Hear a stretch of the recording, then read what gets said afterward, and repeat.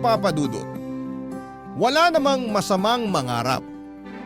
Kahit sabihin pa ng iba na imposible na, ang importante ay kaya mong sabihin sa sarili mo na posible pa. Ako nga pala si Jean, 35 years old.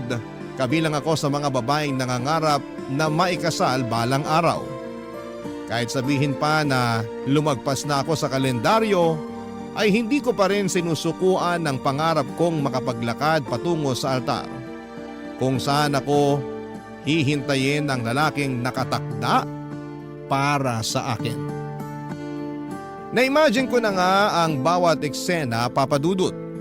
Gusto kong maikasal sa pinakaluma pero pinaka-aesthetic na simbahan sa Pilipinas. Dagdag points kung malapit ito sa dagat para doon na rin ang reception area. Gusto kong maimbitahan ang mga taong naniniwala na makakamit ko ang forever ko. At higit sa lahat ay planado na rin kung ano ang wedding gown na isusuot ko. Meron akong boyfriend na kaedad ko rin, si Ricky, at naireto lamang siya sa akin noong time na sobrang broken ako sa naka-live-in partner ko. Si Ricky ang sumalo sa akin at nagmahal sa akin, Papa Dudut. Kaya nasabi ko sa sarili ko na siya na talaga ang lalaking para sa akin. Boto rin sa kanya ang 60-year-old na nanay ko at best friend / dati kong kaklase na si Leia. Sabi nga nila, anumang oras na ayain ako ni Ricky na magpakasal ay buong-buo ang blessing na ibibigay nila sa akin. Kaya naman plinansya ko na lahat ng plano para sa pangarap kong kasal. Hindi pa man din ako inaaya ni Ricky pero malakas ang pakiramdam kong malapit-lapit na ang pagluhod niya sa akin. Para lagyan ako ng singsing sa aking daliri, Papa Dudut.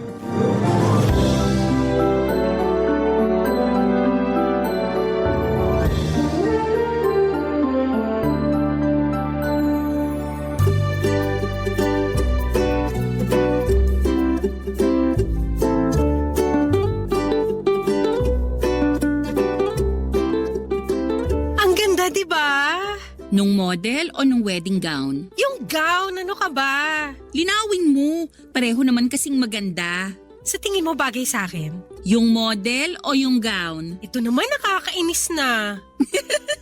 Ano bang meron sa gown na yan? Nag-propose na sa'yo si Ricky, no? Ano? Nag-propose si Ricky? Si nanay naman nakakagulat. Biglang pumapasok sa eksena. Ano tong narinig ko na nag-propose na si Ricky? Kailan? Bakit? Baka bakit ka naman dyan, Nay? Parang katakataka naman na may lalaki magpo-propose sa akin. So nag-propose na nga sa'yo si Ricky? Saan? Kailan? Bakit? Isa ka pa. Hindi pa siya nagpo-propose. Bakit tumitingin ka na ng wedding gown kung hindi pa naman pala siya nagpo-propose? Window shopping? Oo nga. Bakit ka tumitingin ng wedding gown? Naka-sale ba ngayon kaya kailangan magmadali? Walang sale. Nakaramdam lang ako ng lukso ng dugo no makita ko tong wedding gown online. Lukso ng dugo? Anak mo ba yung wedding gown na yan? Si nanay naman eh. Gets nyo na yun. Unang kita ko pa lang sa gown na to, alam kong siya na. Hindi ko na to papakawalan pa. Dahil ang wedding gown na ganito minsan lang darating sa newsfeed mo. So bibilin mo na? Ipapabili ko kay Ricky. Hindi pa nga nagpo-propose sa'yo si Ricky, tapos pabibilin mo na agad siya ng gown? Girl, singsing muna ang dapat na inaatupag niya, no? Tama si Leia. Sing-sing ang dapat inuuna ni Ricky. Yang gown, saka na yan kapag ikakasal na talaga kayo. Bakit kasi mauuna yung singsing? Bakit hindi pwedeng wedding gown muna? Yun nga ang mas nakikita sa mismong kasal kaysa sa singsing. Yun ang makikita ng mga bisita. Yun ang unang pupurihin. Hindi ka pa nga inaaya ni Ricky na magpakasal. Ang advance mo masyado. Iniisip mo na agad kung paano pupurihin ng mga bisita yung wedding gown mo. Basta malapit na rin naman mag-propose si Ricky sa akin. Ramdam ko. Dahil na naman ba yan sa lukso ng dugo? Kanina pa lumulokso yung dugo ko sa'yo, Jean. Nakaka-high blood ka, ha? Bakit pa ayaw niyong magtiwala na magpo-propose sa akin si Ricky? Bakit ayaw niyong maniwala na may susuot ko rin tong gown na to? Ang hirap kasing pangunahan si Ricky. Ganito na lang. Abangan mo muna ang proposal bago ka ma-obsess dyan sa wedding gown na yan. Basta.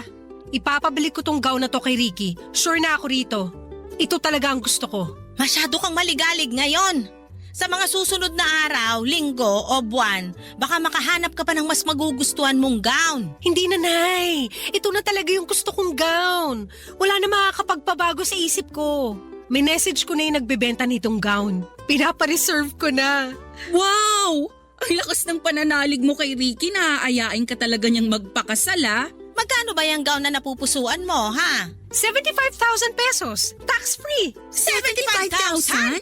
Tax-free? Pwede na yung panghanda, ah. Makakain mo ba yung gown, Jean? Bakit pa ang kontrabida nyo today? Sulit naman ang 75k sa ganda ng gown na to ah. Isang beses mo lang namang magagamit yung gown na yan. Sayang ang 75k! Unless gagamitin mo tuwing Sabado para mamalengke. Sumama ang loob ko sa pagiging nega ni Nanay at Lea tungkol sa gown ko.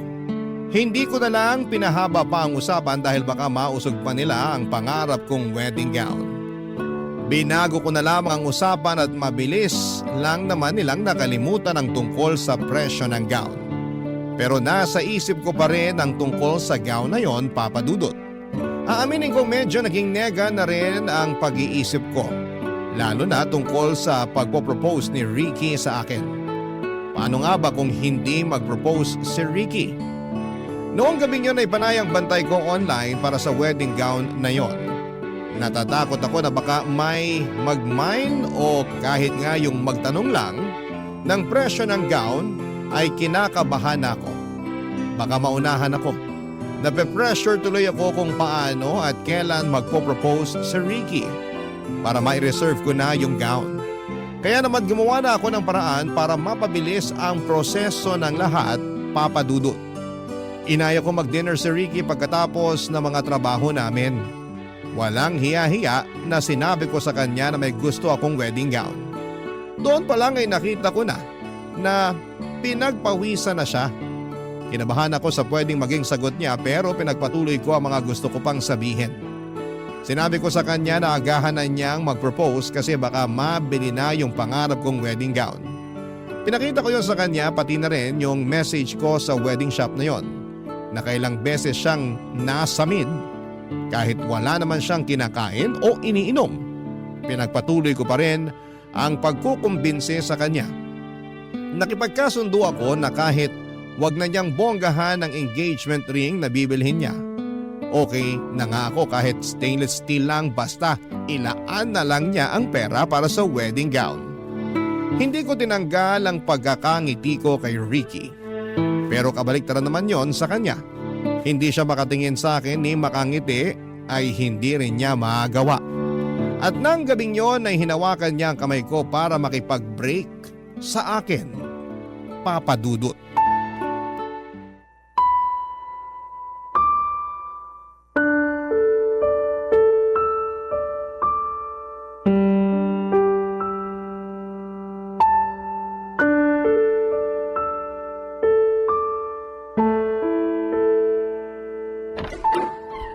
Nay! Jean! Nay! Anong nangyari? Bakit ka umiiyak? Maupo ka nga muna. Tubig. Gusto mo ng tubig? Nay, hiwalay na po kami ni Ricky! Ano? Parang biglaan naman yata. Kasi binigla ko rin naman siya. Nako, wag mong sabihin. Sabi ko sa kanya na mag-propose na siya bago pa mabili ng iba yung wedding gown na pangarap ko. Ay, anak naman. Na-pressure ko ata siya masyado. Kasi hindi na siya makatingin sa akin noon. Tapos hinawakan niya yung kamay ko. Akala ko yun na eh. Akala ko magpo-propose na siya pero sabi niya, mag-break na lang kami. Kasi nga pinilit mo siya mag-propose. Hindi. Kasi pinilit ko siyang bilhin yung wedding gown. Ang mahal naman kasi nung wedding gown na yun, anak. Hindi lang naman dahil sa presyo ng wedding gown yun, Nay. Halatang hindi pa siya ready na pakasalan ako. Wedding ganon. O talagang nape-pressure lang siya sa presyo ng gown? Alam mo naman na may mga lalaki na sumasama ang loob kapag hindi nila nabibili yung gusto ng nobya nila. Sinabi ko naman sa kanya na pwedeng hati na lang kami sa gasto sa gown. Sinabi ko nga sa kanya na nakapag-down na ako ng 5K sa gown eh. Nag-down ka? Etos lang yun, Nay. Para ma-pressure na siya. Para wala na siyang kawala. O para wala nang kawala yung wedding gown mo. Pareho!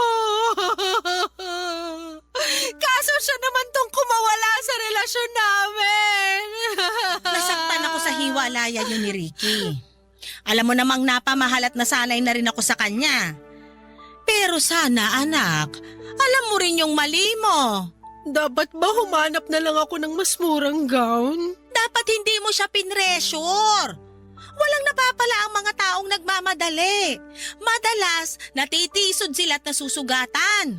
O, tignan mo nangyari sa'yo ngayon. Okay na rin ako, Nay. At least nalaman ko na habang maaga pa. Hindi naman talaga siya ready para sa akin. Nabigla lang yon. Bigyan mo lang ng ilang araw.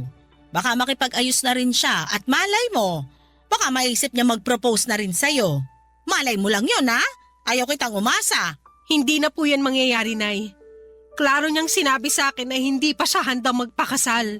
May mga tao naman kasi talaga na hindi agad-agad magiging ready magpakasal. At sinabi rin niya na hindi ako ang babaeng handa niyang pakasalan. Teka, ibang usapan na yan. Ilang beses kong pinaulit sa kanya yung mga salita niya. Baka kako namamali lang ako ng interpretasyon, pero hindi. Parehas kami nang naiisip. Hindi niya ako gustong pakasalan. Ako lang kasi yung available sa ngayon. Malas ko kasi ginawa lang niya akong option. I'm sorry, anak. Akala ko naman totoo na yung pagmamahal niya sa'yo. Akala ko rin, Nay eh. Akala ko rin. Nay, may 5K ka ba dyan? Para saan? Ipi-PM ko na yung siya para makapag-down na ako sa wedding gown ko. Kahit wala si Ricky, bibiling ko pa rin yung pangarap kong gown. Anak, masyadong mataas ang emosyon mo ngayon. Palipasin mo muna. Nadadala ka lang ng lungkot mo. Pingin na ng 5K, Nay. Please. Saka na kita bibigyan kapag may lalaki nang nag-propose sa'yo. Nasaktan ako sa huling sinabi ni Nanay Papa Dudut. Alam kong napikon na rin siya dahil sa mga iniisip ko. Bakit nga naman ako bibili ng wedding gown kakagaling ko lamang sa hiwalayan. Hindi ba dapat ang una kong inaatupag ay magpaganda, magpagupit at mag-reband. Bumili ng mga sexy na damit at kumain ng matatamis na tsokolate. Yun naman ang proseso sa hiwalayan, hindi ba? Pero bakit gusto kong dumiretso agad sa wedding gown? Tama nga siguro si Nanay, baka masyado ko lang pinapairal ang emosyon ko. Nagpa-deliver na lamang kami ng chicken wings at ice cream. Sabay naming nilantakan yon habang binabash si Ricky. Kahit papaano ay gumaan naman ang loob ko sa mga kapintasan na napansin namin sa kanya, Papa Dudut. Pero hindi ko pa rin matanggal sa puso ko ang pagmamahal ko para sa kanya. Halos 3 taon din kaming magkarelasyon. Akala ko ay siya na. Payapa ang loob ko sa kanya. Marami kaming pinagkakasundo ang dalawa. Bibihira kaming mag-away. Mature kaming pareho at hindi ako tinutoyo mula noong siya ang nakarelasyon ko. Kaya ganoon ako kakampante na okay kaming dalawa, Papa Dudut. Hindi kasi kami naging toxic sa isa't isa. Pero nagkabukingan sa totoong intensyon niya sa akin nang mapadaanan ko ang topic tungkol sa pagpapakasal. Doon pala lalabas ang katotohanan. Hindi naman niya ako ganoong kamahal para idala sa altar. Ang sakit noon na mapakinggan sa isang lalaki. Lalo na sa isang katulad kong lagpas na sa kalendaryo ang edad. Gusto ko na rin namang maikasal pero bakit parang pinagkakait pa yon lalo sa akin. Hindi na muling nagparamdam pa sa akin si Ricky. Blinak na rin niya ako at ang mga mutual friends namin sa Facebook. Para siguro'y wala na kaming maging koneksyon sa isa't isa. Nasaktan ako roon dahil parang tinapon niya lamang ang ilang taon naming pinagsamahan. Pero ano pang magagawa ko kung hindi naman kami parehas ng nararamdaman ng mga panahong yon, Papa Dudut. Barangay Love Stories. Barangay Love Stories. Papadudod sa pagdaan ng mga araw matapos ang hiwalayan namin ni Ricky, wala akong ibang ginawa kundi ang sisihin ang sarili ko sa mga desisyon ko sa buhay. Lalo na sa mga lalaking pinili kong mahalin.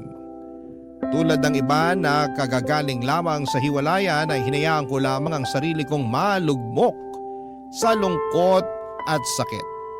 Hindi ako lumalabas ng bahay at madalas lamang akong nakakulong sa kwarto kapag wala akong trabaho. Panay ang nood ko ng mga malulungkot na pelikula lalo na yung mga tungkol sa hiwalayan. Sa ganung paraan ay matatanggal ko sa puso ko ang mga nakabarang sakit.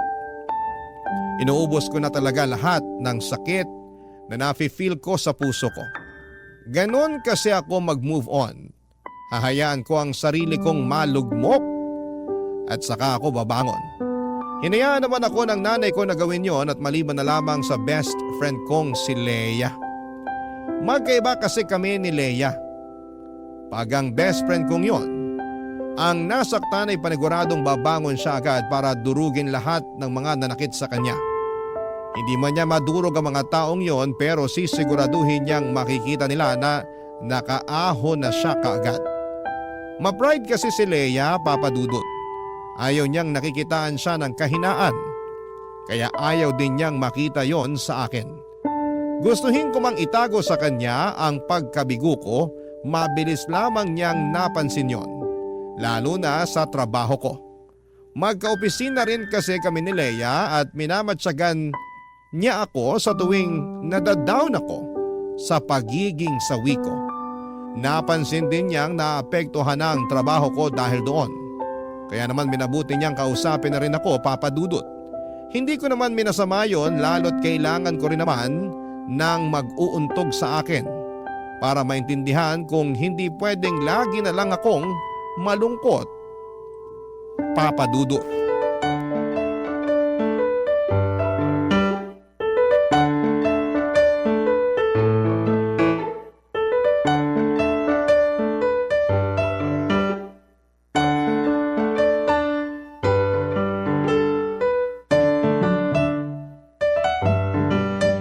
Uy, bakla ka. Bakit? Ikaw ba kailan titigil sa sad girl era mo ha? Soon. Dapat soon na talaga. Naapektuhan na yung trabaho mo. Hindi pwedeng ganun. Babawi na lang ako soon. Kailan yung soon na yan? Kapag pinasahan ka na ng boss natin ng memo, naligwa ka na rito. Hindi mangyayari yan. Isa kaya ako sa top performing employees for 10 years. Uy, bakla ka. Baka nakakalimutan mo. Madaling makalimutan ang 10 achievements mo sa isang pagkakamali mo lang. Kaya umayos ka dyan. Ano bang magagawa ko sa hindi nga ako makapag-function ng maayos? Masakit nga eh. Masakit. Hindi rason yan. Kahit masakit, umayos ka. Hindi hihinto ang mundo dahil lang nasaktan ka. Mag-adjust ka, no? Aba, ilang adjustments pa ba ang gagawin ko sa mundong to? Ako na lang lagi nag-a-adjust eh. Sa akin na lang lagi binabagsak yung sakit. Marami pa namang ibang tao. Bakit parang ako lang ang available na sumalo? Lahat tayo may kanya-kanyang pinagdadaanan, Jean. Hindi lang ikaw. Magaling lang magdala yung iba. Eh di sorry na kung hindi ako magaling magdala ng pinagdadaanan ko. Ay, alam kong hindi madali ang pinagdadaanan mo. Minahal mo eh. Kaya lang… Para akong tangang umasa. Nasayang lang ang lahat ng pinost ko sa Facebook tuwing monthsary at anniversary namin. Mauuwi rin pala ako sa pagde-delete at pag-only me. Sabi naman kasi sa'yo na low-key lang dapat kayo sa Facebook eh. Hindi ko naman sinasabi na pakasalan na niya ako agad. Pero pressure mo siya na bilhin yung wedding gown mo. Kasalanan ko ba kung dahil doon ay na-pressure siya? Pinatunayan niya lang sa akin na hindi niya ako gustong pakasalan. At mabuti nang nalaman mo agad. Ngayon, makaka-move forward ka na.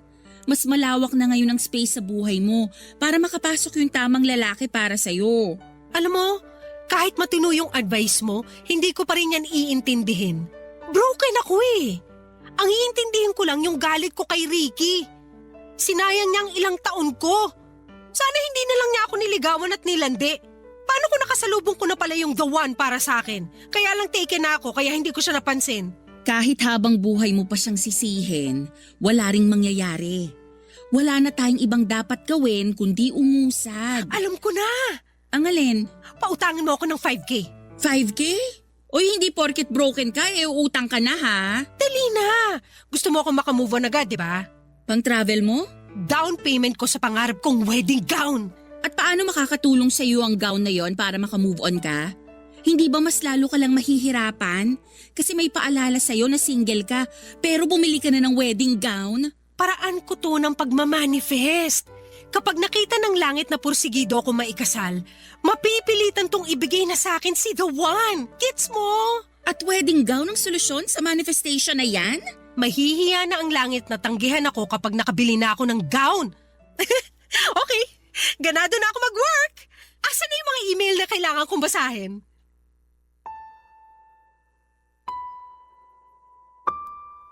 Napapailing na lamang si Leia sa naisip kong gawin, Papa Dudut, pero dahil nakita niyang bumalik ang sigla ko sa pagtatrabaho, nag-bank transfer na siya ng 5K para sa down payment ng wedding gown ko.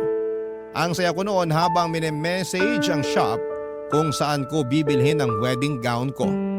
Pumayag naman sila sa palugit na 1 taon para mabili ko ang wedding gown na yon. Dahil doon ay nagkaroon ako ng drive para doblehin ang pagkayod sa trabaho ko. Lahat ng OT ay pinapatos ko noon. Tinipid ko ang sarili ko sa pagkain hindi lang para makatipid ako sa gastos, kundi para magkasya sa akin ang gown kapag naisuot ko na. Nawala ng lungkot na nararamdaman ko. Nakausad na rin ako dahil na-inspire ako sa pangarap kong wedding gown. Kailangan kong mabili yon kahit ano pa ang mangyari. Seryoso ako, alam kong kapag nabili ko na yon ay darating na si the one. Pinayuhan ako ni Leia na ipagpalibang ko na lamang ang plano ko. Dahil baka may makita pa raw akong mas magugustuhan kong gown at kapag nangyari yon ay baka kasama ko na rin ang the one ko. Baka nga raw yung the one ko pa ang bumili ng wedding gown ko para sa akin, pero kinontra ko yon. Sinabi ko sa kanya na kaya ko namang bilhin ang gown na pangarap ko. Paghihirapan ko yon at hindi ko iaasa sa kahit na sinong lalaki dahil ako naman ang magsusuot noon.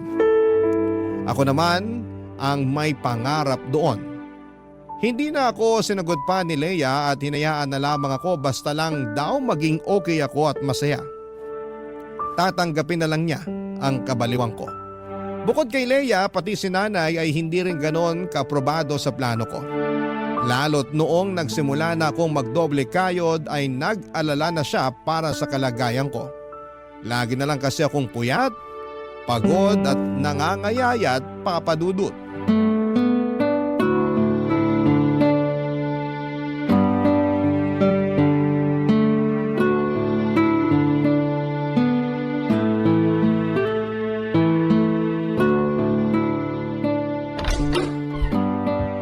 Nay, bakit kising pa kayo?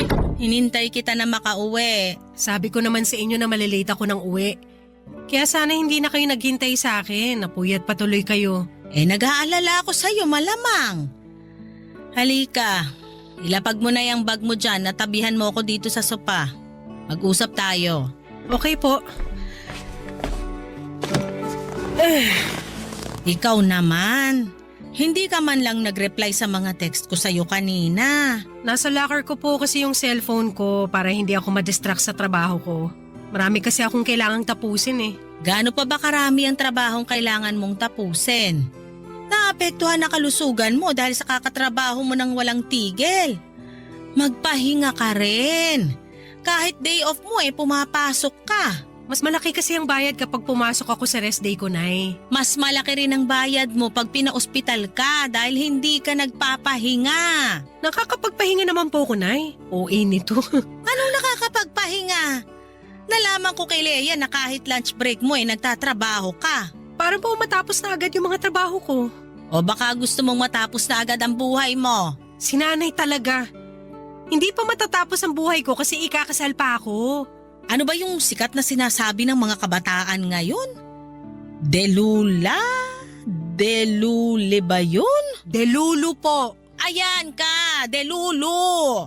Aba, Nay, Ayaw niyong maniwala na ang kaisa-isa niyong anak ikakasal balang araw? Naniniwala naman ako, pero ginagawa mong imposible dahil sa mga ibang kahibangan na ginagawa mo. Kahibangan na ba mag-uti sa trabaho? Kahibangan yung bibili ka ng gown, pero wala ka pa namang aasawahin. Grabihan naman sa aasawahin. Seryoso ako. Ikaw nga gumising-gising na riyan sa mga kalokohan mo. Alam kong nasasaktan ka pa rin sa hiwalayan yun ni Ricky. Naka-move on na ako. Andito na nga ako sa pag-iipon stage para sa wedding gown ko eh. Hindi naman pwedeng mauna ang wedding gown kesa sa mapapangasawa. Ibang mindset ko si inyo, Nay. Wala kang kaparehas na mindset. Ikaw lang yan. Eh di ako ang magpapauso nito. Ako ang magiging inspirasyon ng mga kababaihan na laging sawi, pero umaasa pa rin na balang araw makakapagsuot din sila ng wedding gown. Anak. Pwede bang hayaan nyo na lang ako, Nay? Hayaan nyo na lang ako sa pagiging delulo ko. Ayaw lang kitang umasa at masaktan. Umasa at nasaktan ako Sasagarin ko na. Kaya nga gumagawa na ako ng paraan ngayon para makaahon ako Tapos binabagsak nyo naman ako. Hindi kita binabagsak. Inaalalayan pa nga kita sa mga desisyon mo sa buhay Hindi ko kailangan na alalayan nyo ako. Suporta lang at tiwalang kailangan ko sa inyo. Ano ngayon kung matisod at pagkamali ako? Ibabangon ko pa rin ang sarili ko. Suportahan nyo lang ako. Yun lang ang kailangan ko. Desidido ka na ba talaga sa pagbili ng wedding gown na yon? Opo. Wala na akong ibang gustong gawin kundi ang maisuot ko na yon. Kahit wala ka pang mapapangasawa. Kahit wala pa akong mapapangasawa. May isa lang akong pakiusap sa'yo. Ano po yan, Nay? Ingatan mo ang kalusugan mo para makita pa kitang suot ang pangarap mong wedding gown. Tumango ako sa naging tanong ni nanay at sinuklian na lamang niya yon ng tipid ng ngiti. Hinayaan na lamang niya ako papadudot. Pinilit na lang niya akong kumain bago ko magpahinga. Pinagbigyan ko naman siya papadudot kahit na hindi ako gutom noon.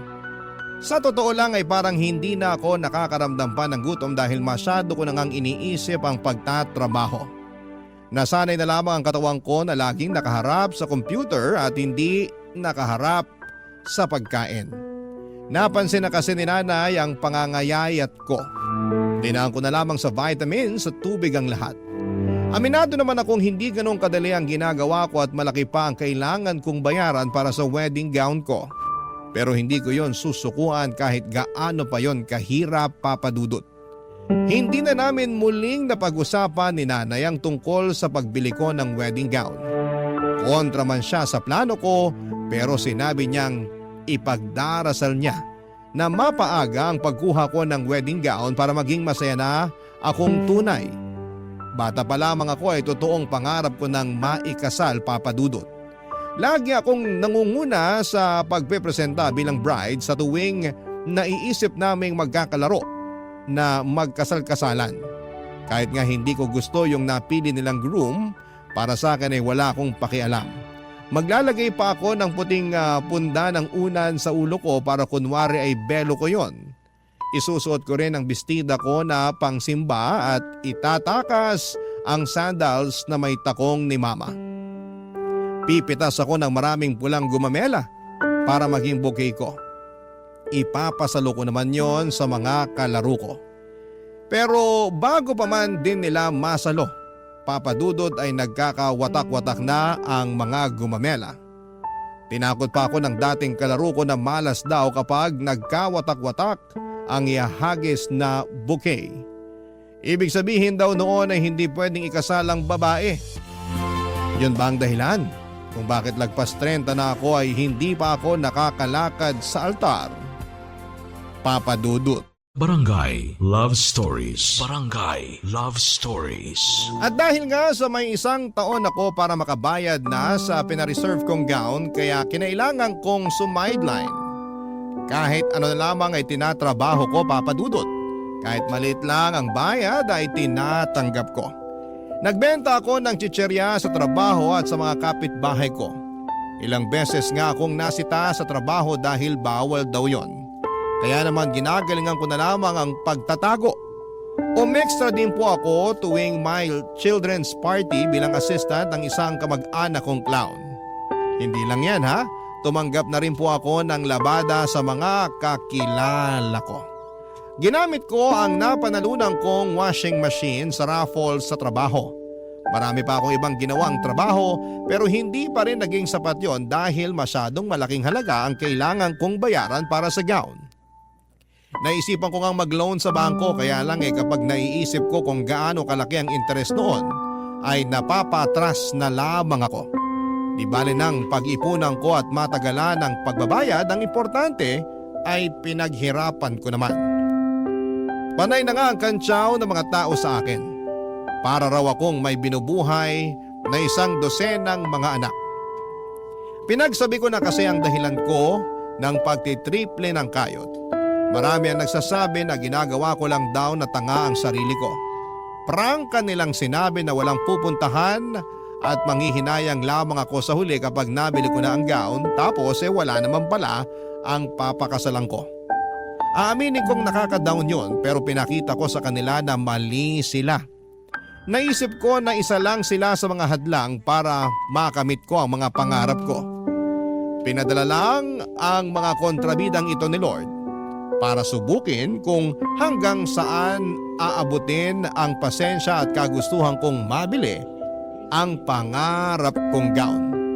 At higit sa lahat ay ito ang sukat at basihan ni Lord kung handa na ba ako sa ibibigay niyang lalaki na papakasalan ko balang araw.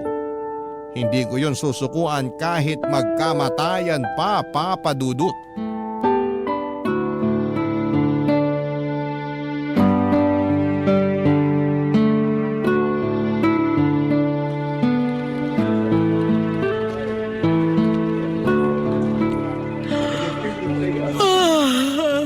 O ano, inaantok ka na.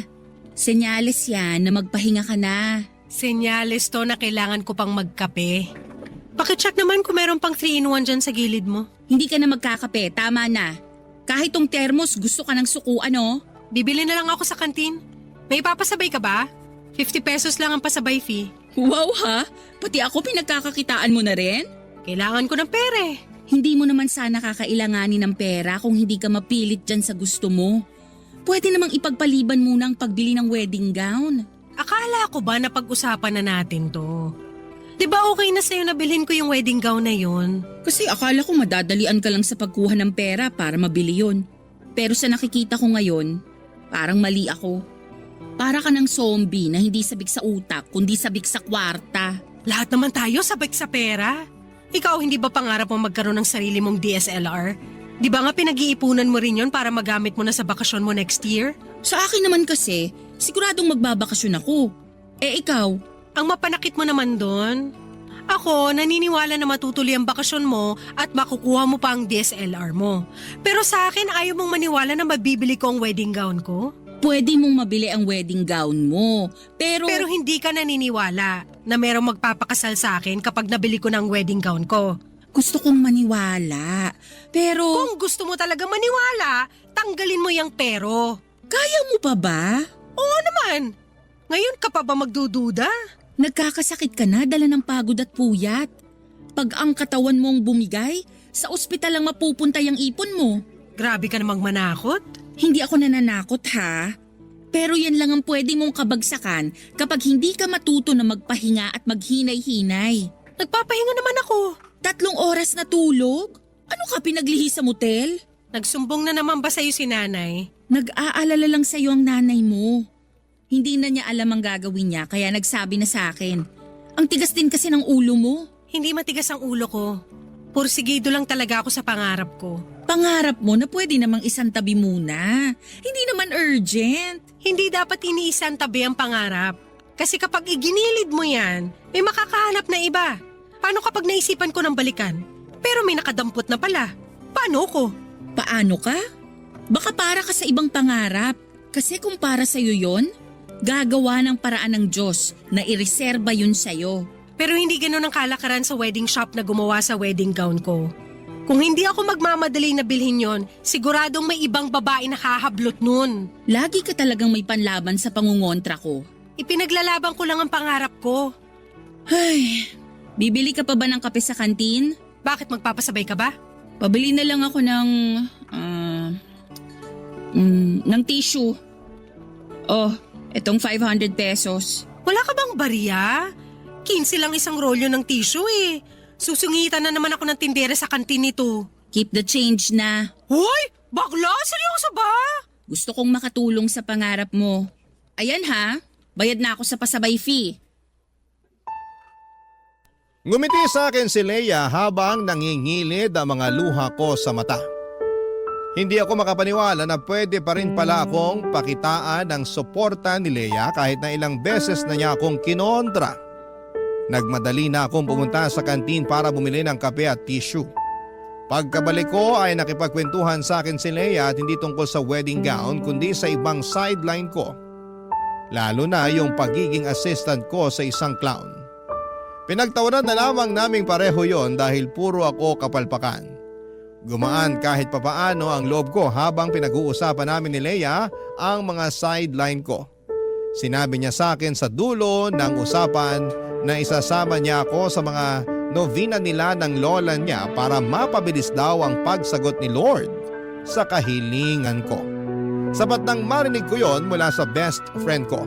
Sapat na sa akin ang dasal para makayanan ko pang ilaban ang pangarap ko. Kung pangarap lang din ang usapan ay hindi ko nabanggit sa inyo nung una pero meron po akong isang pangarap na gusto kong mabigyan ng katuparan.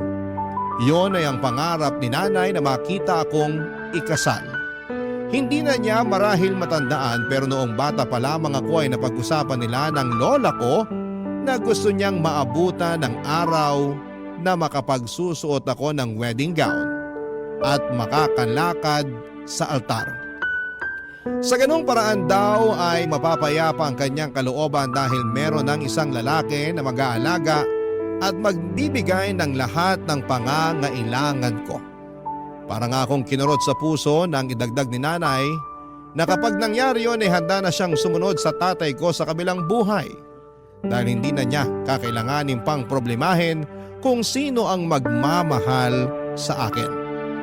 Hindi ko yon binanggit kailanman kay nanay, siguro'y nakalimutan na rin niya yon. Pero kahit kailan ay natatandaan ko yon, Papa Dudut.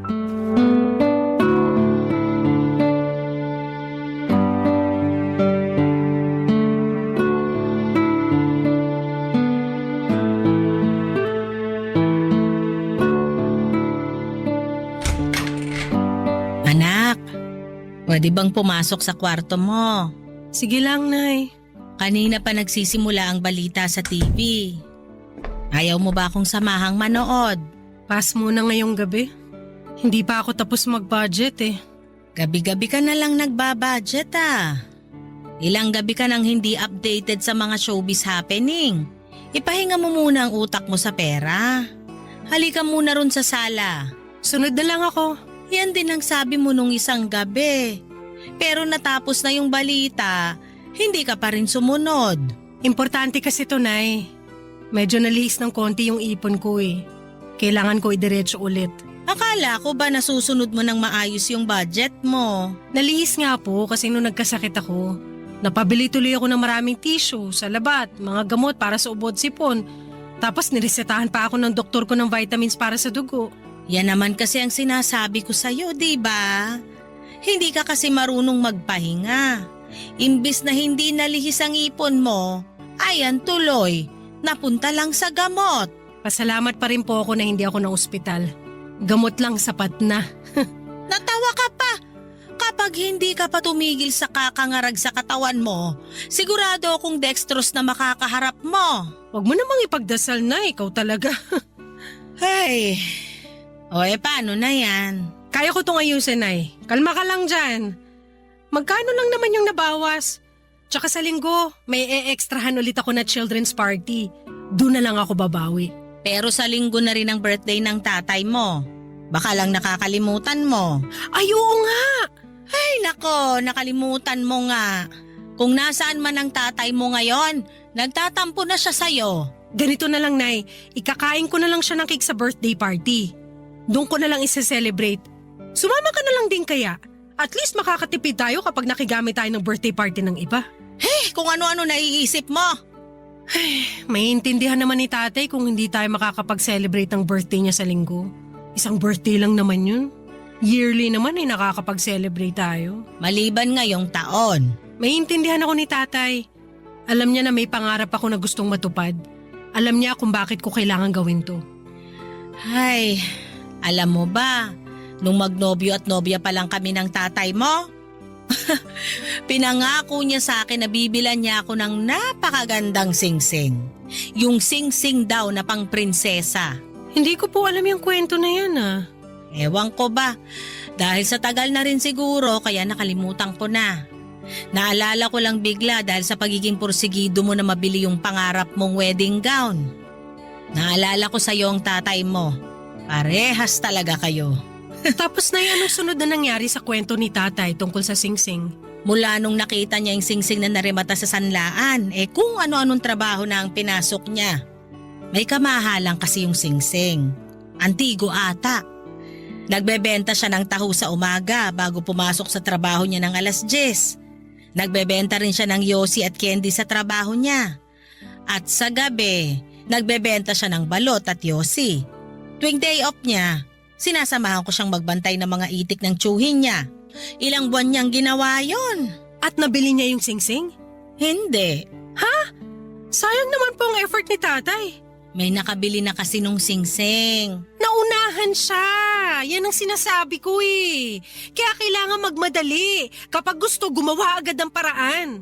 Gumawa naman ng paraan ng tatay mo. Kaya lang, baka hindi para sa akin yung singsing na yon. Pero pangarap ni tatay na mabili yun para sa'yo.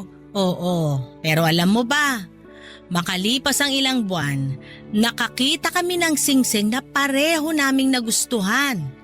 Hindi pang prinsesa tulad ng una niyang plano.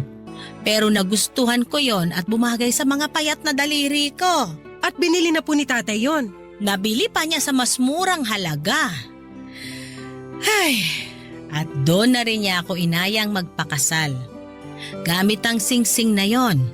Gamit ang pagkakataong yon. Aww, ang sweet ni tatay. Sana all. Minsan talaga, hindi bibigay ng Diyos ang plano natin dahil meron siyang hinandang mas magandang plano para sa atin. Parang alam ko na kung saan papunta tong usapan. Na ayaw ni Lord yung plano ko na bilhin yung wedding gown, tama ba? Hindi ko alam ang plano ng Diyos. Siya lang ang nakakaalam nun. Ang alam ko lang ay ang plano mo. At susuportahan pa rin kita sa plano na yan. Bahala na kung saan ka makarating pagkatapos niyan. Salamat, Nay. Kaya, binibigay ko na sa iyo ang singsing na binili ng tatay mo para sa akin. Ang engagement ring ko. Ibenta mo to, anak. Makakadagdag din ito sa ipang bibili mo sa pangarap mong wedding gown. Kunin mo na. Pero Nay, bigay sa'yo ni tatay to. Pangarap niya to noon. Natupad naman na ang pangarap naming pareho ng tatay mo. Ang ikasal gamit ang singsing na yan. Ayos na ako ron. Sigurado rin akong ayos na ang tatay mo sa naging kwento namin noon. Kaya ipapasa ko na sa iyo ang singsing na to para magamit mo naman sa pangarap mo. Inabot sa akin ni nanay ang engagement ring niya na binili ni tatay. Pilit ko yung binabalik sa kanya pero nagpumilit si nanay na ibenta ko o isangla para may pandagdag ko na pangbili para sa wedding gown ko. Pagkatapos noon ay lumabas na siya ng kwarto para manood ng balita. Sinabi ko sa kanya na susunod ako pero hindi ko ginawa yon. Nahulog na kasi ako at nakulong sa pag-iisip habang nasa palad ko ang singsing ni nanay. Napadalawang isip na ako kung tama pa ba na ituloy ko ang pagbili ng pangarap kong wedding gown. Gusto ko yun at nakapag-down na ako ng 5,000 para doon.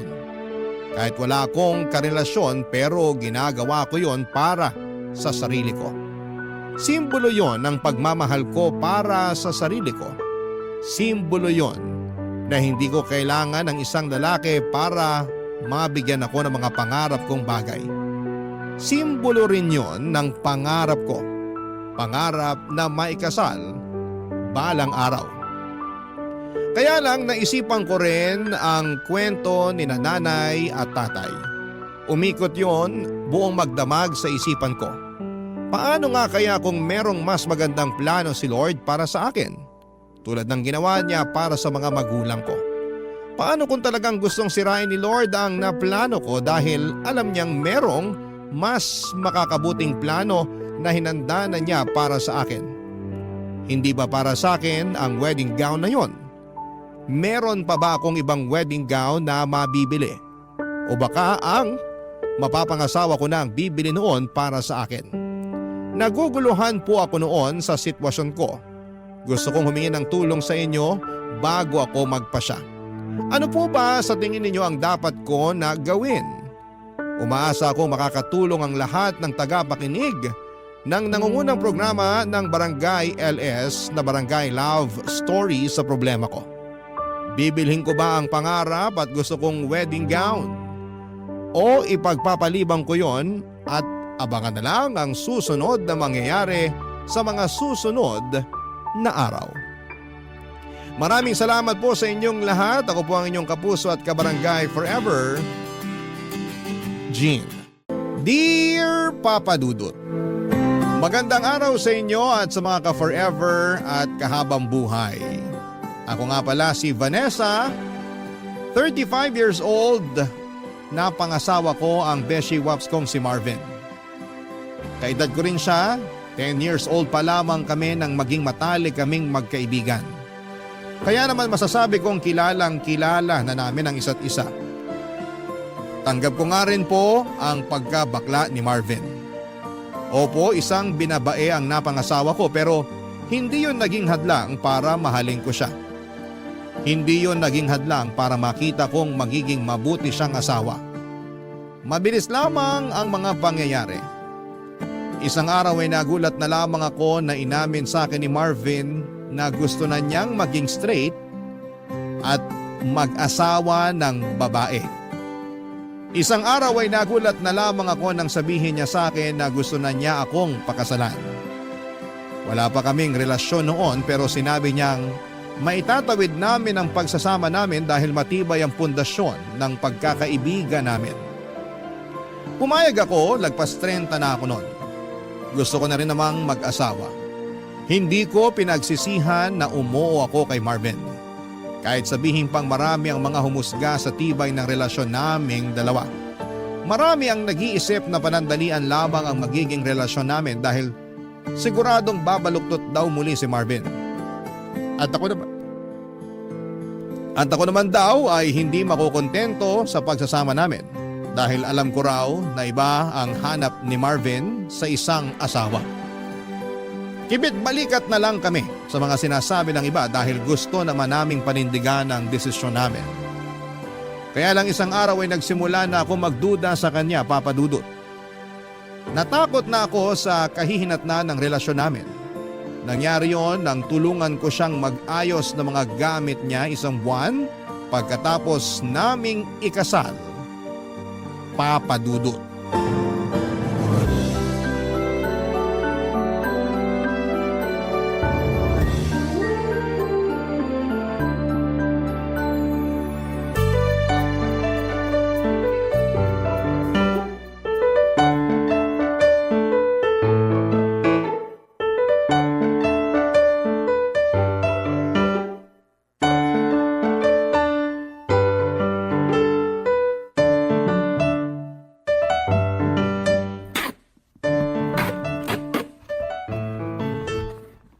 Sana pala, kaysa inuna nating mag-honeymoon, inasikaso na lang muna natin tong mga gamit mo. Natambakan tuloy tayo ng gagawin ngayon. Late din kasi pinadala ni Mama itong mga gamit ko. Mas inuna kasi nila ni Papa na mag-honeymoon. Competitive sila ha. Nakikisabay sa honeymoon? Bagong kasal lang yan? Tinetesting lang yung mga tuhod nila kung lumalaban pa. Isusumbong kita pag nakita-kita tayo next month. Ipapahamak ko talaga ang asawa mo. Kaya mo yun? Asawa? Oh, bakit? Naninibago lang. Naninibago pa rin. Isang buwan na tayong kasal ah. Sanay ako bilang beshi wap mo. Alam mo yan. Pwede pa rin naman tayo maging mag-beshiwap eh. Magandang araw na maging mag-best friend na mag-asawa. Pampatibay ng relasyon. Hindi ba tiwala ang nagpapatibay ng relasyon? Akala ko nga chismis ang pampatibay ng relasyon eh. Ay nako, tapusin na nga lang natin tong pag-ayos ng gamit mo para makapagpahinga na tayo. Mabuti pa nga para makapagkadal na mamaya. Sayang ang lamig ng panahon kung hindi mapapakinabangan. Char! Huwag ka na nga magsabi ng char. Baka may makarinig at sabihin na pumipitik na uli ang mga daliri mo. Ay wala akong pake. Char! Ewan ko sa'yo. Pag ikaw nahipa ng hangin pabalik sa dating kasarian mo, naku lang talaga. Abot mo na nga sa akin yung karton dyan sa tabi mo para masimulan ko ng iligpit laman yan. O heto, dahan-dahan ha. Mabigat to. Ano ba laman itong karton na to? Napakabigat. Hindi ko natanda. Check mo na lang. Ano nga ba laman ito? Make-up? Bestida? High heels? Ah, yan pala laman yan box. Doon mo na lang ilagay sa dulong cabinet kasama ng mga ibang abubot ko. Bakit meron ka pa rin itong mga to? Bakit ko naman kasi tatapon yan? Pwede pa naman yan magamit. Bago pa nga ang iba dyan eh. Lalo na yung mga makeup. Balak mo pa rin bang gamitin tong mga to? Pwede mo naman gamitin. Halos magkasing tangkad at magkasing katawan naman tayo. Kasya sa'yo yung mga yan. Ang iksi ng mga bestida mo. Hindi ako nagsusuot ng ganito. Takot ka bang kabagin dahil sa sobrang iksi? Isuot mo na lang kapag summer. Pag magbabakasyon tayo sa probinsya namin. Ipamigay mo na lang. Hindi naman ako nagsusuot talaga ng ganito. Kung ayaw mo isuot, itago mo na nga lang yan doon sa dulong cabinet. At bakit kailangan pa nating itago hindi naman na magagamit? Sayang lang yung space sa cabinet para sa mga to. Ipamigay na lang talaga. Ayoko ipamigay kasi pinaghirapan kong bilhin yan. Branded kaya yung mga yan. Itago na lang para may remembrance ako kung ayaw mong gamitin. Remembrance? Gusto mo pa rin talagang maalala nakaraan mo? Parte na ng pagkatao ko nakaraan ko. Issue ba sa'yo ang kasarian ko noon? May problema ba? Wala naman. Sige, lalagay ko na lang to sa dulong cabinet. Baka magbagong isip ko at magamit ko rin balang araw tong maiiksing bestida. Pati yung mga makeup gamitin mo na bago mag-expire. Bagay sa'yo yung mga shade na yan lalo na yung Rose Pink Blush On at Taupe Contour. Mas babae ka pa talaga sa akin. Pula at pink lang ang alam kong kulay sa makeup. Ikaw may nalalaman ka pang rose pink at taupe. Well, masyadong gifted sa kulay at kakikayan tong mister mo eh.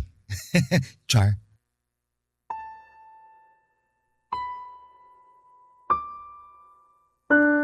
Alam kong nagbibiro lang noon si Marvin sa pagbabakla-baklaan niya. Pero medyo kumabog ng kaunti ang dibdib ko dahil mansyado pa rin ang pagiging bakla niya para sa akin. Recent lang kasi siya nagbagong buhay, Papa Dudut. Siguro'y doon pa lang ako noon nilamon ng mga sabi-sabi ng mga kakilala namin na isang araw ay muling magbabalik loob si Marvin sa pagiging binabae. Para mawala ang pag-overthink ko ay nag-focus na lamang akong muli sa pag-aayos ng gamit ni Marvin, Papa Dudut. Marami pa ako nakita roon ng mga gamit niyang pangbabae. Hindi na lang ako umiimik at nilagay na lamang lahat sa dulong cabinet. Umaasa ako na hindi na yon magagamit pa ni Marvin. Umaasa ako na isang araw ay siya na ang magdidesisyon na ipamigay na lamang ang mga yon kaysa gawing remembrance sa naging buhay niya noon. Natatandaan ko pa na kasama ako noon lagi ni Marvin na bumili ng mga damit na pangrampa niya. Ako lagi ang tumutulong sa pagbibitbit ng mga pinag-shopping niya para sa pageant na sinasalihan niya noon. Pati nga yung mga damit na isusuot niya para sa mga date niya. Ako rin, Papa Dudut, ang kasama niya sa pagbili noon. Nakakatawa lang na isipin na asawa ko na ang beshi waps kong bakla na mas babae pa kung umasta noon sa akin. Minsan nakakaduda talaga kung totoong gusto na niyang maging straight o nape-pressure lamang siya ng iba para yakapin ang una at totoong kasarian niya. Lalo na kapag may kasama siyang ibang lalaki. Lalo na yung alam kong tipo niyang lalaki. Lumakas ang kaba ko lalo na noong pinakilala niya sa akin ang bago niyang katrabaho na si Deo. Kaedad lang din namin at gwapo pa. Dinala niya sa bahay namin isang gabi para makikain sa amin ng hapunan, Papa Dudut.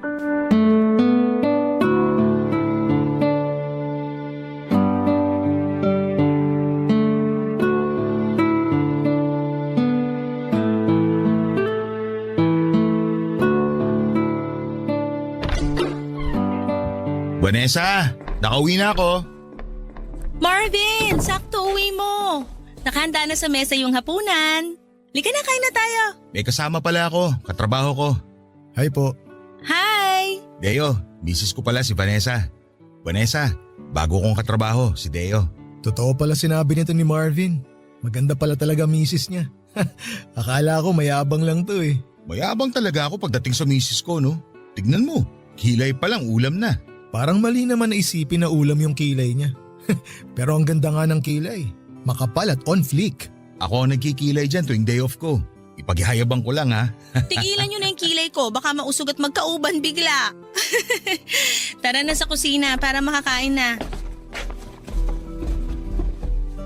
Kain na! Sana wala kang allergy sa hipon, Deo. Masarap pa naman tong buttered shrimp na niluto ko. Marami pa. Paborito ko to. Nako, hindi to makakatulong sa abs ko. Mapaparami kain ko nito.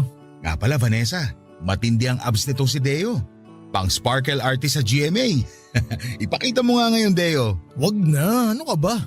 Nakakahiya naman na sa harapan pa ng mga hipon papakita tong abs ko. Kesa naman mamaya mo pa ipakita yan eh. Lulubog na yan kapag naparami ka ng kain ng hipon at kanin. Huwag mo na lantad yung abs mo. Naniniwala naman akong pang-artista yung nasa tiyan mo. Kain na lang tayo, Marvin. Baka magtampo pa tong mga hipon kasi mas paborito natin pag-usapan yung abs ni Deo. Umaalog na tong abs ko sa humor mo, Vanessa. Gets ko na talaga kung bakit na-inlove sa ito si Marvin. Sense of humor mo palang ulam na eh. Puro na lang ulam ang nasa isip mo, Deo.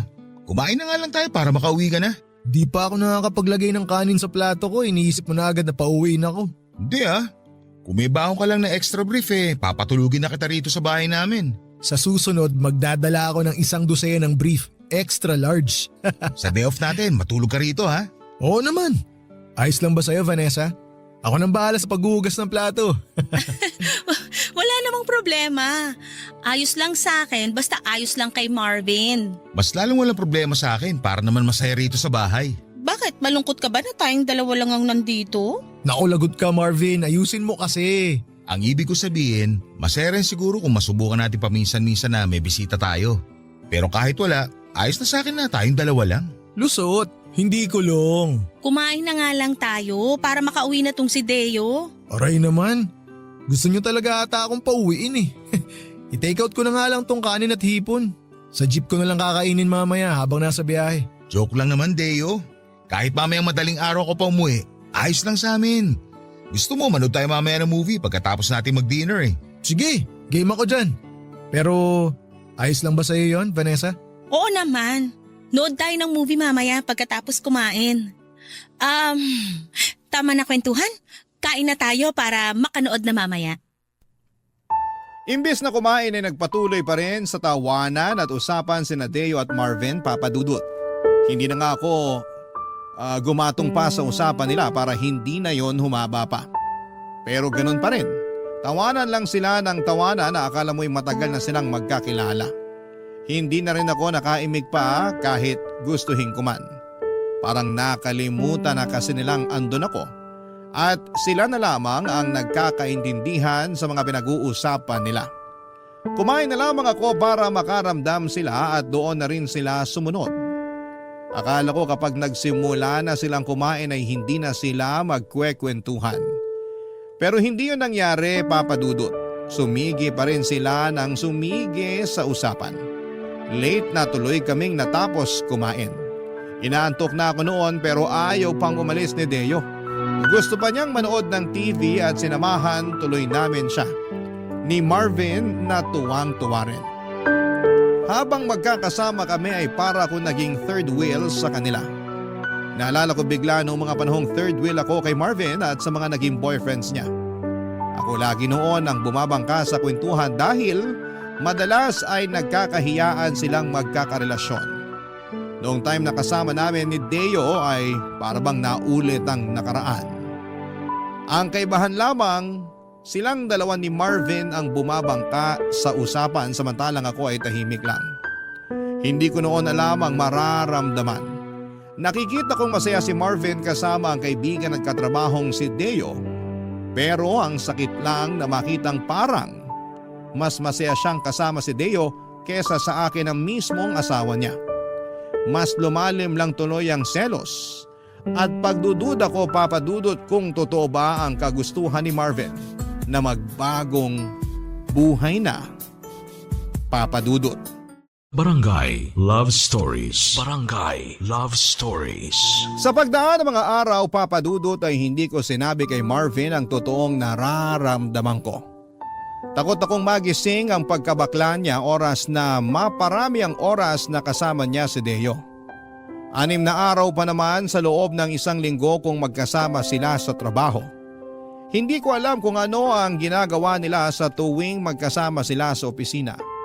Madalas akong napapraning lalo't nasa bahay lamang ako palagi. Naka-work from home kasi ako at halos wala naman akong ginagawa masyado sa trabaho ko. Kaya mas dumadami tuloy ang oras ko sa pagdududa at pag-overthink. Inisto ko pa nga ang Facebook ni Deo at lumaki ang insecurity ko nang makita ko ang mga halos hubad na larawan nito sa Facebook. Ganon na ganon ang mga itsura ng mga naging karelasyong lalaki ni Marvin noon.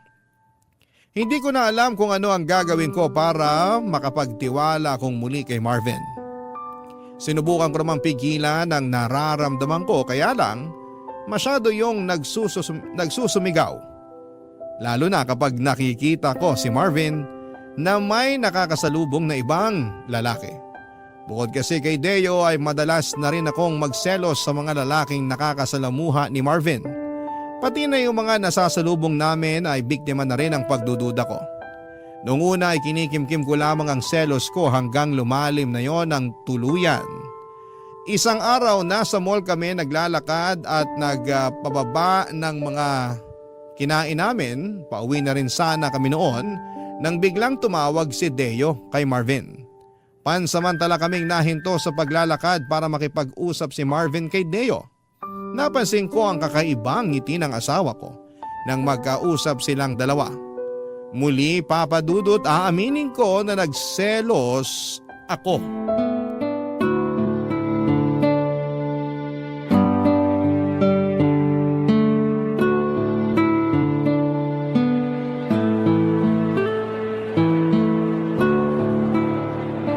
Ang hirap namang matunaw nung kinain nating kaldereta. Sinabi mo pa. Lumalaban pa rin yung karne ng baka sa tiyan ko. Baka bukas ko na ito maburot mailabas. Ang hirap talaga pag nagkakaedad. Hirap nang matunawan. Hoy, bata pa tayo, no? 35 pa lang tayo. Kung makapagsalita ka naman dyan, akala mo kailangan na natin kumuha ng senior citizen ID. Kasi naman, 1 oras ang mahigit nung umalis tayo sa resto na kinainan natin. Pero parang barado pa rin yung sikmura ko. Kinulang yata tayo sa tubig. Maghanap nga muna tayo na mabibilhan ng tubig. Buti pa nga. Teka, tumatawag si Deo. Sagutin ko lang saglit ha. Sige, gumilid muna tayo para hindi makakaabala sa mga naglalakad. Sige. Hello Deo.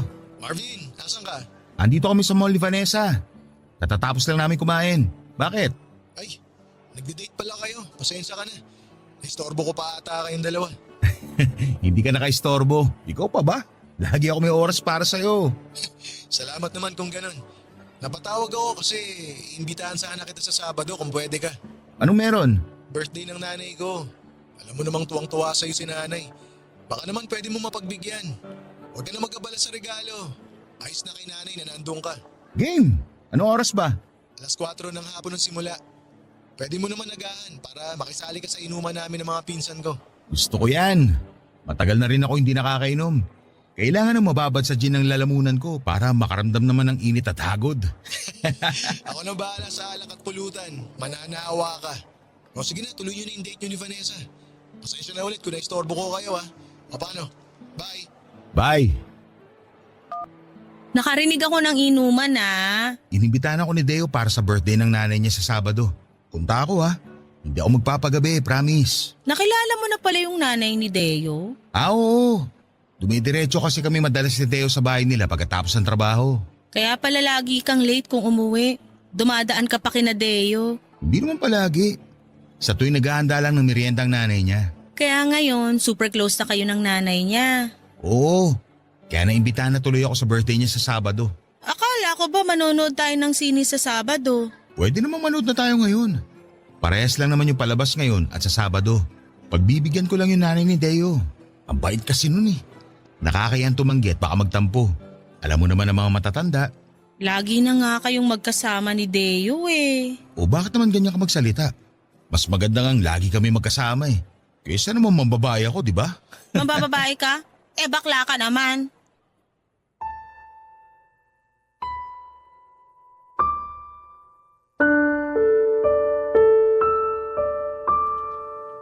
Papadudod, hindi ko maiwasang masabi yon kay Marvin dahil sa inis at selos ko. Nawala ang ngiti ni Marvin at napatitig na lamang siya sa akin.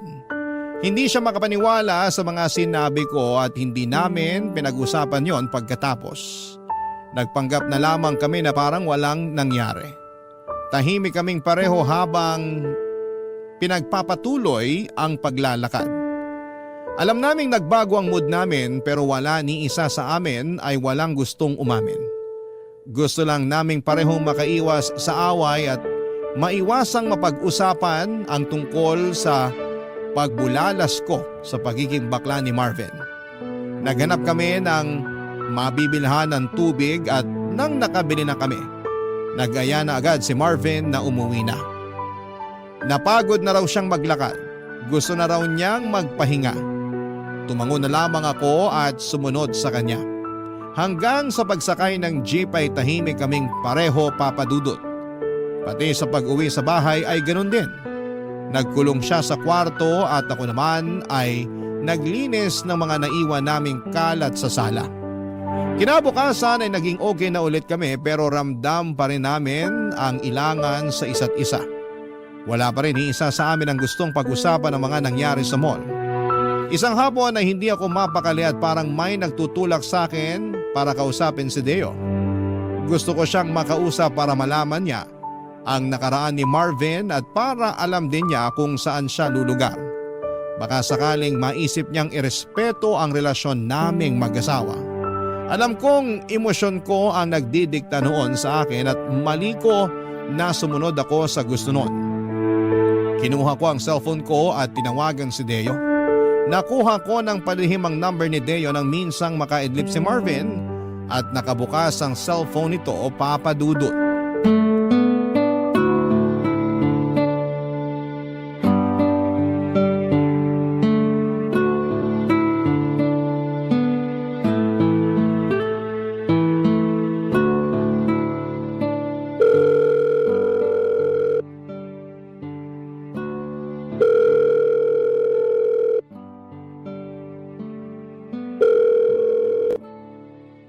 Hello? Sino to? Hello, Deo. Si Vanessa to. Yung asawa ni Marvin. Vanessa, ikaw pala. Nagulat naman ako. Hinahanap mo ba si Marvin? Katabi mo ba siya ngayon? Nasa 4th floor siya ngayon eh. Kausap boss namin. May ibibilin ka ba sa kanya? Wala naman. Kung pwede nga sana wag mo nang sabihin na tumawag ako sa'yo. Ha? Bakit? May problema ba? Meron May tampuhan ba kayo ni Marvin? Gusto mo kausapin ko siya para magkaayos kayo?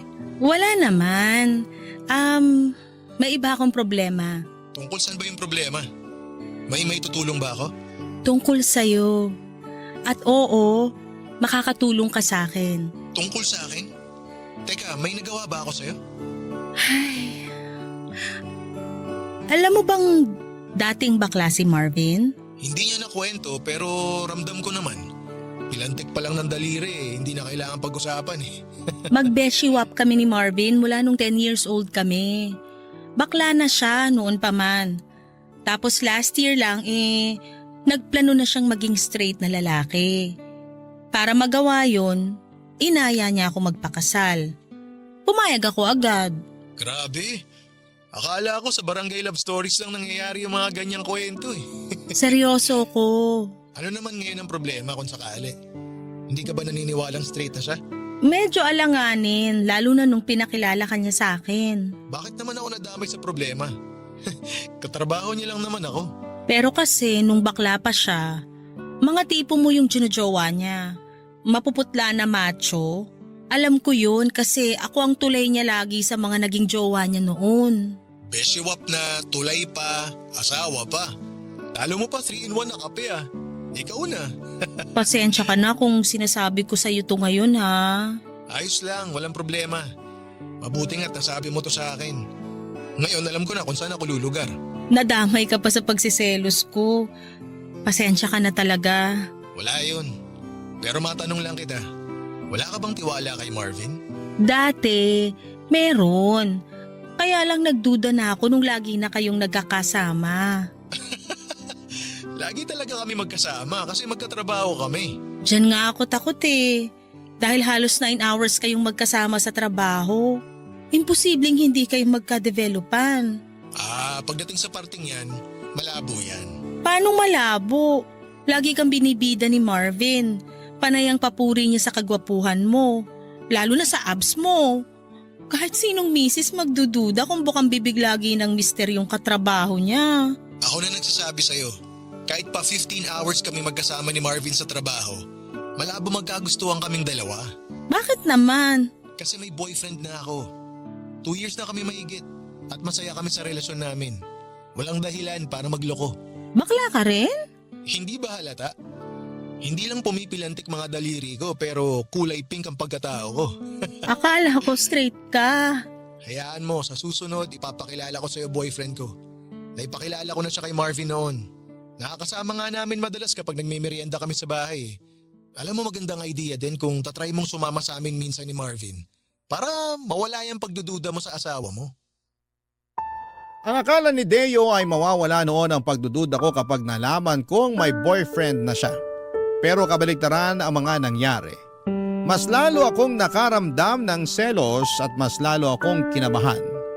Kung bakla rin pala si Deo ay mas malaki ang chance na magka-developan sila ni Marvin. Kahit sabihin pang may boyfriend na si Deo, pero dahil uso ang cheating ngayon ay hindi ako pwedeng maging kampante. Tinapos ko na kaagad ang tawag dahil halos hindi na ako makahinga dala ng sobrang kaba. Pagkatapos noon ay sinubukan ko na lang na mag-focus sa trabaho ko pero hindi yun nangyari. Ang utak ko ay nakalipad sa future. Iniisip kong balang araw ba ay makakayanan kong tanggapin pag nagka-developan na sina Marvin at Deo. Parang nanikip ang dibdib ko sa iniisip ko. Mahal ko na si Marvin at wala akong ibang gustong mangyari kundi ang maalagaan ang pagsasama naming mag-asawa. Kinagabihan ay umuwi si Marvin, nakasimangot ito at halatang galit. May kutob akong sa akin siya galit at tama naman ako. Alam pala niyang tinawagan ko si Deo. Hindi raw napansin ni Deo na nakabalik na si Marvin mula sa 4th floor at nasa likuran lang siya nito habang magkausap kaming dalawa sa cellphone. Narinig ni Marvin ang pag-a-assure sa akin ni Deo na walang pwedeng mangyari sa kanilang dalawa dahil may boyfriend ito. Guilty ako noon at panay ang sorry ko pero inis na inis pa rin si Marvin sa akin. Sa sala siya natulog at iniwasan niya ako hanggang kinabukasan. Nahiya ako sa ginawa ko at hindi ko alam kung papaano makakabawi sa asawa ko sa ginawa ko sa kanya. Papadudot nagsisisi ako kung bakit hinayaan kong magpadaig sa emosyon ko. Nagkaroon na tuloy ako ng lamat. Ang pagsasama namin ng asawa kong si Marvin, papadudot. Barangay Love Stories. Barangay Love Stories. Nagkaayos din naman kami ni Marvin pero hindi na kami katulad ng dati, papadudot. Nagbago na siya sa akin at alam kong dala yon ng kawalan ko ng tiwala sa kanya. Kilala ko si Marvin, ang pinakaayaw niya sa lahat ay ang mga taong pinagdududahan siya sa kahit na anong paraan at kadahilanan. Hindi ko man lang pinag-isipan ang ginawa ko. Alam kong nasaktan ko siya at hindi ko alam kung paano pa makakabawi. Mabilis pa namang mawala ng gana si Marvin kapag may nagawa kang hindi maganda sa kanya. Lalo na kung mismong karelasyon niya ang nakagawa ng masama sa kanya. Naalala ko nga yung isang karelasyon niya na siloso. Agad na hiniwalayan ni Marvin nang malaman nitong ini-stalk niya ang mga ex ni Marvin. Hindi raw siya komportable sa ganon. Kaya kahit gaano pa niya kamahal ang ex niyang yon ay iniwan niya agad para sa peace of mind niya.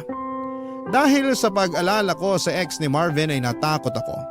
Kaya nakipag-ayos agad ako sa kanya at ginawa ko ang lahat para mapatawad na niya ang mga nagawa ko. Kinulit ko siya hanggang sa mapilitan na siyang makipag-ayos sa akin. Nag-promise ako sa kanya na hindi na mauulit ang pagdududa ko. Naniwala naman siya at bumalik na kami sa dati at sinimulan ko ng magtiwala. Kahit medyo aminado ako na medyo nakakaramdam pa rin ako ng selos kay Deo, ay sinikap kong huwag yung ipahalata kay Marvin kapag magkasama kami. Kaya lang isang araw ay nakaramdam na naman ako ng selos, hindi kay Deo kundi sa ibang mga lalaki na nakakasalubong namin sa paglalakad namin sa mall. Nadugtungan na naman ang lamat ng aming relasyon nang dahil doon.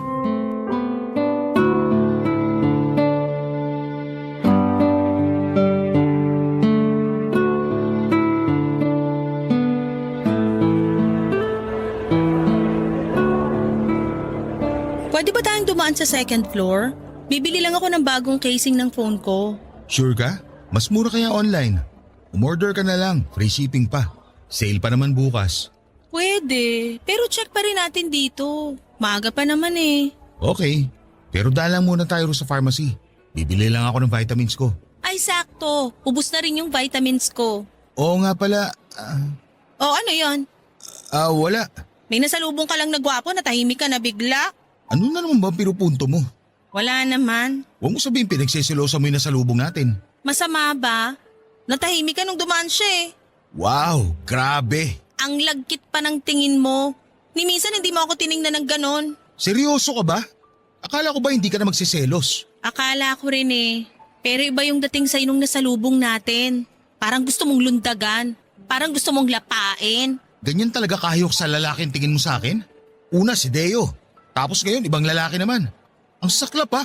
Pati hindi ko kilala pinagsisilosan mo. Nakakaselos kasing reaksyon mo nung dumaan yung lalaking yon. Kakaiba yung tingin mo eh. Masama na ba tumingin sa ibang tao ngayon? Anong gusto mo? Sa'yo lang nakadikit ang mga mata ko. Tama na nga, ayoko na ng away. Ayaw mo ng away. Pero ikaw naman to nagsimula. Kaya nga tinatapos ko na, di ba? Ano bang dapat kong gawin para matigil ka na sa pagsiselos mo? Wala. Tama na. Ayoko ng pag-usapan. Pag-usapan natin to para matapos na. Pag pinag-usapan natin to, baka relasyon na natin yung matapos. Matatapos talaga tong relasyon natin kung panay duda ka. Hindi kita pinagdudahan kanina.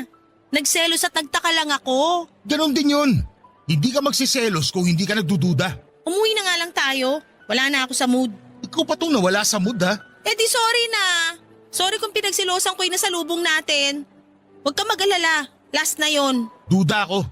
Pag nasimula mo na magselos, tuloy-tuloy ka na. Ganyan ka sa ex mo dati. Halos sakali mo na sa kakaselos mo. Alam mo naman palang selosa ako dati pa. Pero bakit pinakasalan mo pa ako?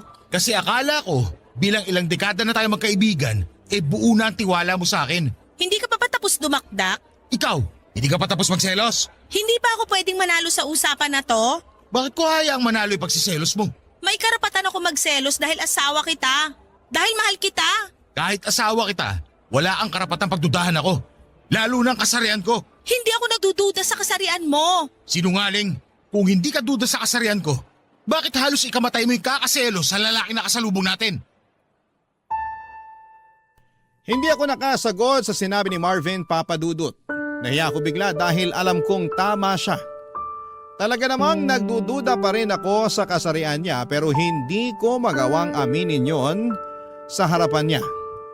Nang hindi na ako sumagot ay naglakad na ng mabilis si Marvin para makalabas na ng mall.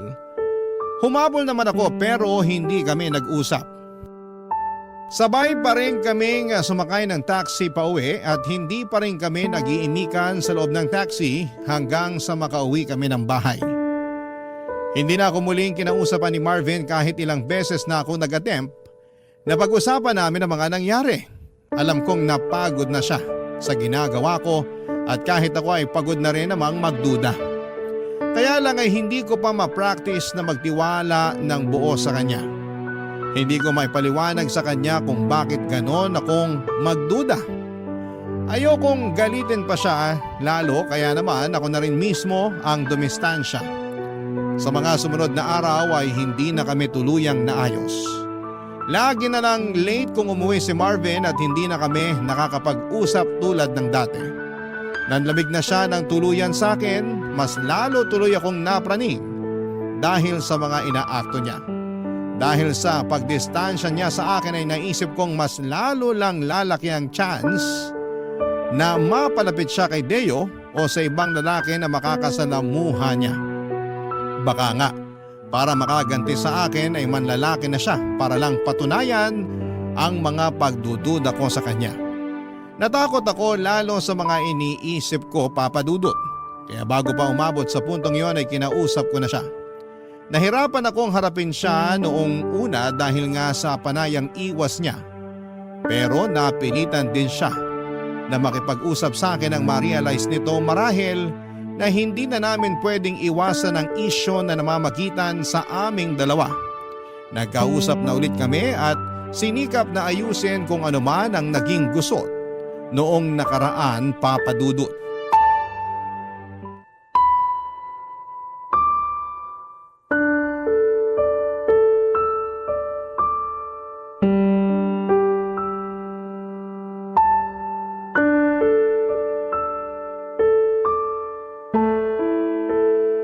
Buti naman at napapayag na kitang pag-usapan natin to. Wala naman na sana pag-uusapan kung marunong ka lang magtiwala. Ilang beses ko bang kailangang mag-sorry?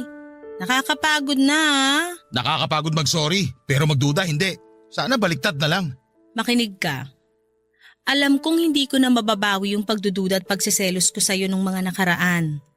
Kaya nga gusto kong makabawi ngayon. Babawi ka ngayon tapos bukas balik selos na naman. Ikaw naman tong walang tiwala sa akin. Ikaw pa talaga may gana magsabi niyan? Aayusin ba natin to o hindi na? Hindi ko alam. Pagod na ako sa kakaselos mo. Kung mauulit to sa susunod, binibigyan mo lang ako ng dahilan para pagsisiya na pinakasalan kita. Ang sakit naman yan. Mas masakit kaya lahat ng pagdududa mo. Masisisi mo ba ako? Wala pang 1 taon nung magdesisyon kang magpakalalaki. Buong buhay mo lagi ka naka-lipstick. Lagi kang naghahabol sa lalaki. Diring-diri ka kapag nadidikitan ka ng dibdib ng babae. Wala ka talagang tiwala, no? Oo, aminin ko hindi ganun kadaling panindigan to pagiging lalaki ko. Pero ginagawa ko. Araw-araw sinusubukan ko. Kaya sana, subukan mo rin magtiwala. Kasi nadadamay ako sa pagiging nega mo sa akin. Ayoko naman sanang maging nega. Kaya lang kasi, Kaya lang ano? paano kung isang araw mapagod ka na sa kakasubok? Paano kung isang araw ma-realize mo na mas gusto mo na lang uli maging bakla? Na mas gusto mong yumakap sa lalaki kaysa babae? Paano ako? Bakit kasi ganyan ka-advance ang utak mo? Hindi ba pwedeng yung pagsusumikap ko ngayon na maging straight ang isipin mo? Hindi mo ba na-appreciate yun? Na-appreciate ko na nag-e-effort kang maging straight.